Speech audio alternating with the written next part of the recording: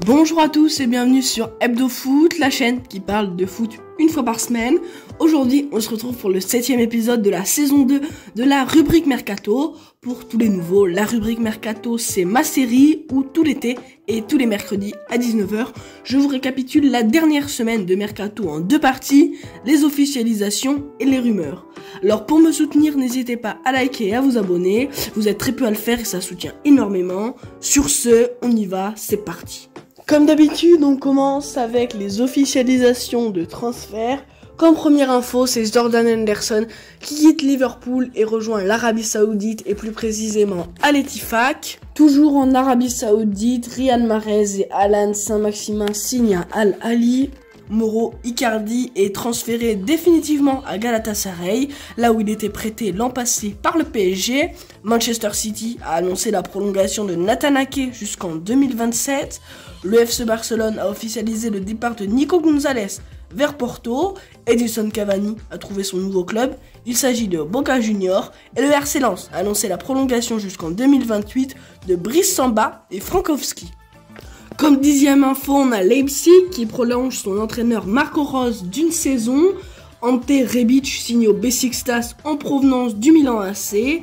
Les 3-4 dernières infos, il me semble, c'est la Salernitana qui a officialisé la signature de Benoît Costil. L'OM a officialisé la signature de Ruben Blanco, déjà prêté à Marseille la saison passée, et Diliman Ndiaye. Et pour finir, Sadio Mané quitte le Bayern un an après son arrivée et rejoint Al Nassr. Il y en a beaucoup et vous pouvez pas toutes les suivre, donc je vais vous récapituler les grosses rumeurs de transfert.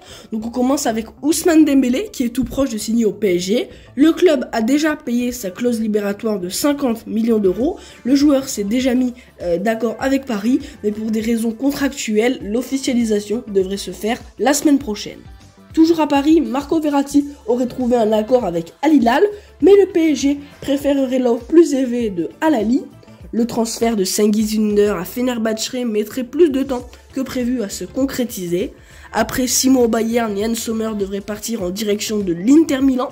À cause de problèmes de genoux, Luis Suarez ne devrait pas signer à l'Inter Miami de Lionel Messi ni dans un autre club à la fin de son contrat. Le joueur envisage plutôt une retraite sportive. Chelsea est passé à l'attaque pour le Montpellierin Eli Wahi. Une offre de 27,5 millions a été refusée par Montpellier. Renato Sanchez devrait s'engager à l'AS Roma selon la Gazzetta dello Sport. Brighton aurait refusé une offre de 93 millions de Chelsea pour Caicedo. Le club attendrait plutôt une offre autour de 100 millions. Chelsea ainsi que Manchester United et Arsenal chercheraient à signer le milieu Mohamed Kudus de l'Ajax.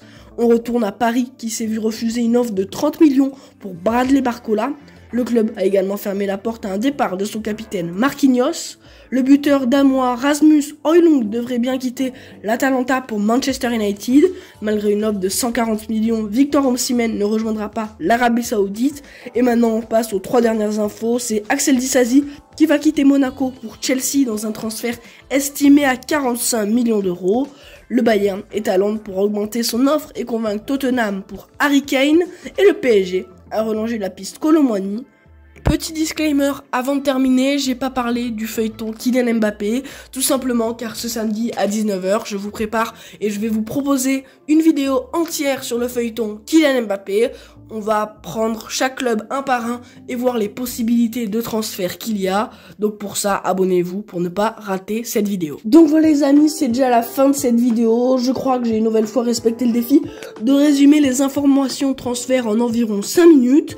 Si ça vous a plu, n'hésitez pas à liker et à vous abonner, à activer la cloche pour ne pas rater les prochains épisodes. Si vous avez un peu plus de temps, laissez-moi un commentaire, ça aide et ça soutient énormément mon projet. Sur Hebdo Foot, nous on se retrouve la semaine prochaine pour de nouvelles news. À bientôt.